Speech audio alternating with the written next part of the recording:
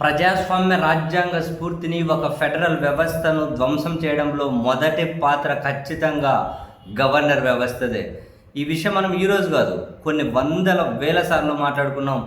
Governor వ్యవస్థ మార్చాల్సింది రాజ్భవన్ లోక్భవన్గా కాదు, అసలు గవర్నర్ వ్యవస్థ తీసి పక్కన ఎట్లా పడేయాలో ఆలోచించుకోవాలి. అప్పుడే అట్లీస్ట్ ఫస్ట్ ప్రజాస్వామ్య రాజ్యాంగ ఫెడరల్ స్ఫూర్తి నిలిచి ఉంటుంది. మరోసారి ప్రూవ్ అయింది.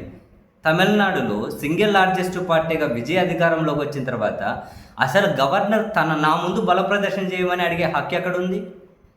ఆయన నేను కోర్టుల పరిధిలో కూడా రాను, కోర్టులు నన్ను ఏం చేయలేవని చెప్పి ఒక రకమైనటువంటి అధికార అహంకారమే కదా. గవర్నర్ ముందు విజయ్ పెరేడ్ చేయాలా, నాకు మెజారిటీ ఎంతో ఉంది అని. సింగిల్ లార్జెస్ట్ పార్టీ అధికారాన్ని ఫామ్ చేస్తాను ఇవ్వమని చెప్పాలి. ఆయన అధికారాన్ని ప్రమాణ స్వీకారం చేస్తారు, అసెంబ్లీలో బల నిరూపణకు నిరూపించుకోమని చెప్తారు. బలం నిరూపించుకోలేకపోతే గవర్నర్ డిస్మిస్ చేస్తాడు. ఇదే కదా పార్లమెంటరీ ప్రొసీజర్స్, ఇవే కదా పార్లమెంటరీ ప్రొసీజర్స్. 2017లో గోవాలో ఏం జరిగింది? కాంగ్రెస్ సింగిల్ లార్జెస్ట్ పార్టీ 17 సీట్లు వస్తే 13 సీట్లు వచ్చిన బీజేపీకి ఆడ అధికారాన్ని ఫామ్ చేసే అవకాశం ఇచ్చారు. వాళ్ళ అధికారం ఫామ్ చేయగానే మళ్ళీ నిరూపించుకొని కావాల్సిన టైం ఇచ్చి ఆ కాంగ్రెస్ ఎమ్మెల్యేలను కొనకొచ్చుకున్నారు. 2019లో మహారాష్ట్రలో ఫడ్నవీస్ని ప్రమాణ స్వీకారం చేయించినప్పుడు వీళ్ళకు మెజారిటీ ఉందా?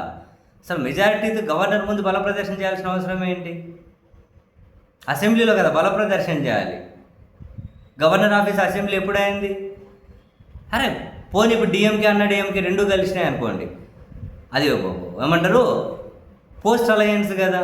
రెండూ కలిసినా విజయ్ కంటే తక్కువ సీట్లే వస్తాయి కదా. 59, 40 చిల్లర 47, మొత్తం 160 వస్తాయి కదా.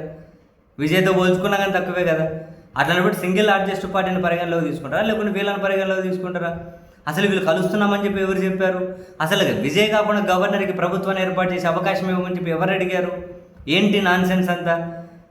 ఏంటి నాన్ సెన్స్ అంతా? ఓ పని చేయండి, తమిళనాడులో బీజేపీకి 1 సీట్ వచ్చింది కదా, ఆ 1 సీట్ వచ్చిన బీజేపీని అధికారం చేపట్టమని చెప్పి ముఖ్యమంత్రి పీఠం మీద కూర్చోమని చెప్పి బల నిరూపణ చేసుకునే 5 ఏళ్ళ అవకాశం ఇవ్వండి, సరిపోతుంది. బీజేపీని పిలవండి, ప్రూవ్ చేసుకునే 5 ఏళ్ళ అవకాశం ఇవ్వండి. ఏం చేద్దామనుకుంటున్నారు అక్కడ? ఎవరు అదృష్ట దరిద్రమైన శక్తి అంటే వీళ్ళంతవరకు దాన్ని డిలే చేసి ఎవరికి అవకాశం ఇవ్వకుండా నెక్స్ట్ ఏమైనా రాష్ట్రపతి పాలన పెట్టి అప్పుడు డిఎంకేని విజయ్ని వీక్ చేసి బీజేపీ కూటమి అన్న డిఎంకేని అధికారం మీద కూర్చోబెట్టి నెక్స్ట్ 5 ఏళ్ళలో వాళ్ళని మింగేసి తర్వాత బీజేపీ రావాలనా? ఇదేనా చెత్త ప్లాన్?